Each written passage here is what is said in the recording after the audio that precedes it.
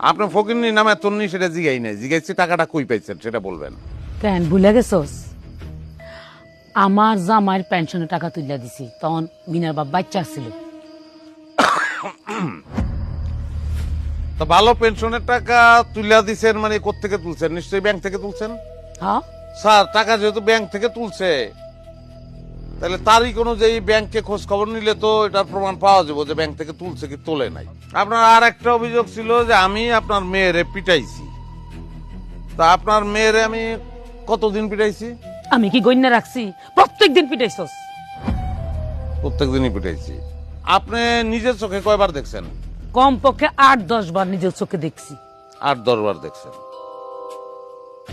তো শেষ যেদিন পিটাইছি, মানে যেদিন আপনার মেয়ে চলে গেছে, সেদিন তার আমি কি দিয়ে পিটাইছি? কি দিয়ে পিটাইছি মানে? ওই যে লাঠি দিয়ে পিটাইছে। লাঠি? মানে লাঠির মতো একটা কিছু, আমার না ভালো করে মনে নেই। আপনি মামলা করছেন আপনার মেয়ের আমি পিটাইছি, আপনার মামলার বিষয়ই এইটা।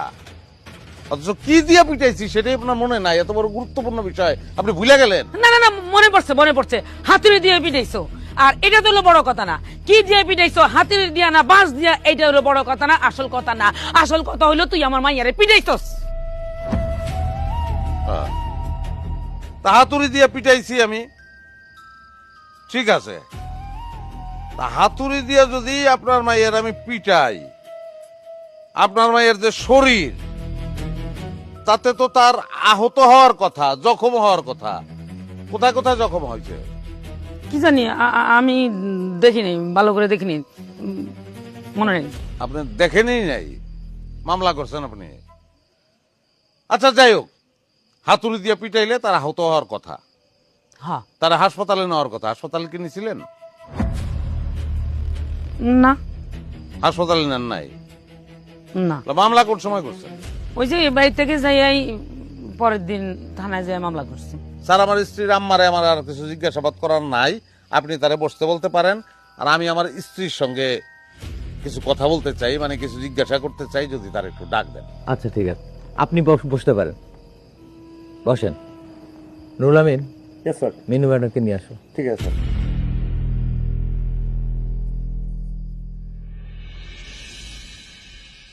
আজকে প্রমাণ করে ছাড়বো। আরে দূর, কি কিছু না, চিন্তাই করো না।